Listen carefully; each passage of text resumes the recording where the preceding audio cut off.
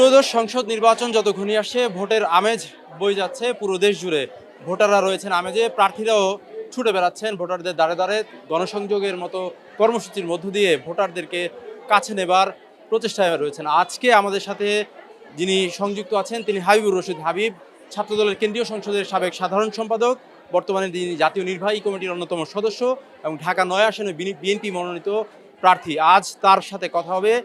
বর্ণমালা Romeo builders নিবেদিত ভোটের পথে বাংলাদেশের বিশেষ অতিথি হাবিবুর রশিদ হাবিব, আপনাকে ধন্যবাদ। আপনাকেও ধন্যবাদ এবং আপনার মাধ্যমে যারা এই অনুষ্ঠানটি দেখছেন তাদের সবাইকে আমি কৃতজ্ঞতা এবং ধন্যবাদ জানাচ্ছি।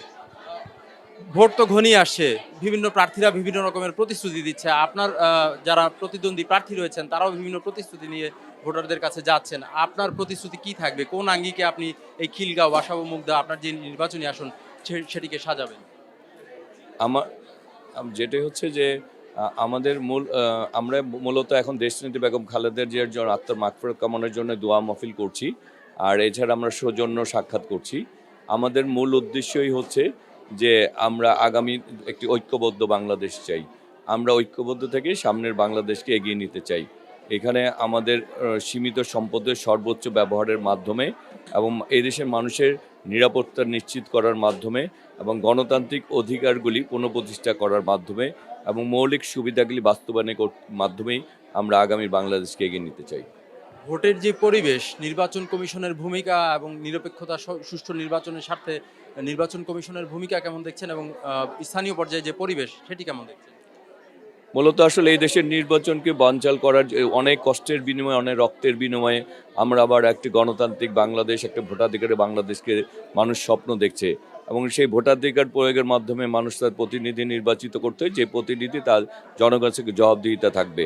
কিন্তু আজকে একটি বিদেশি শক্তি এবং দেশের অভ্যন্তরে লুকিয়ে থাকা শক্তিগুলি দেশকে অস্থিতিশীল করার জন্য এবং ভোটের এই পরিবেশ নষ্ট করার জন্য এবং বাংলাদেশের এই ভোটের পরিবেশকে বিঘ্ন করার জন্য তারা প্রার্থী থেকে শুরু করে রাজনৈতিক কর্মীদের হত্যা করার মাধ্যমেই এই পরিবেশকে নষ্ট করতে চায় এবং ভোটের এই বাংলাদেশকে আবার ভিন্ন পথে পরিচালিত করতে চায়।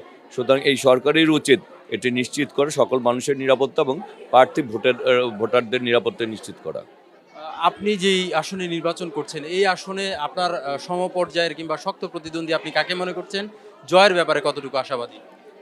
আমি কাউকে প্রতিদ্বন্দ্বী মনে করি না, আমি সবাইকে আমার সহযোদ্ধাই মনে করি এবং মনে করি যে সবাই আগামী দিনে তাদের ভোটের মাধ্যমে এবং তাদের নির্বাচনে আমরা যেই জয়ী হই, আমি বা অন্য যেই জয়ী হবে, আমরা সকলে একতাবদ্ধ হয়ে আমরা কাজ করতে চাই, আমরা ঐক্যবদ্ধ থাকতে চাই। আমরা মনে করি যারা এই এলাকার প্রার্থী হয়েছেন তারা সবাই এই এলাকার ভালো চান এবং আমরা সবাই নির্বাচনে আমরা যেই পরাজিত বা বিজয়ী হই আমরা সকলকে নিয়ে কাজ করতে চাই। আমি এলাকার সন্তান হিসাবে এলাকায় বেড়ে উঠেছি, এলাকার মানুষ আমাকে দীর্ঘদিন ছোটোবেলা থেকে চিনে, আমার অতীত সম্বন্ধে জানে, তাদেরকে সবাইকে নিয়ে আমি আগামী দিনে এগিয়ে যেতে চাই এবং সেই কারণে এলাকার মানুষ যেহেতু আমাকে ছোটোকাল থেকে চিনে, যে কারণে এলাকার মানুষ আমাদের সাথে রয়েছেন। তারেক রহমান বলেছেন উই হ্যাভ এ প্ল্যান, এটি আসলে কি ম্যাজিকের মতো কাজ করবে কিনা? জি, আমাদের স্বপ্ন বাস্তবায়নের জন্য পরিকল্পনা রয়েছে, সুতরাং সেই পরিকল্পনা আমরা বাস্তবায়নের মাধ্যমেই আমরা এগিয়ে যেতে চাই এবং আমাদের প্রতিটা সেক্টরে ছাত্র, শ্রমিক, জনতা, কৃষক, গৃহিণী সবার সাথে আমাদের পরিকল্পনা রয়েছে। সত্য সংবাদে সংযুক্ত হওয়ার জন্য, সময় দেওয়ার জন্য আপনাকে আন্তরিক ধন্যবাদ। আপনাকেও ধন্যবাদ। আপনার সাথে সকল এই ঢাকা ৯-এর সকলকে আমি কৃতজ্ঞতা এবং ধন্যবাদ জানাচ্ছি। জয় পরাজয় যাই হোক, সংসদীয় আসনে যে সকল প্রার্থীরা নির্বাচনী লড়াই লড়ছেন তারা সকলে ঐক্যবদ্ধ হয়ে যে প্রতিশ্রুতি দিবেন সেই প্রতিশ্রুতি মোতাবেক কাজ করতে পারলে বদলে যাবে প্রতিটি আসন, বদলে যাবে বাংলাদেশ। নতুন কোনো নির্বাচনী আসনে আরও নতুন কোনো অতিথি নিয়ে আবারও দেখা হবে, কথা হবে। ততক্ষণ পর্যন্ত সবাই ভালো থাকবেন, নিরাপদে থাকবেন, সদ্য সংবাদের সাথেই থাকবেন।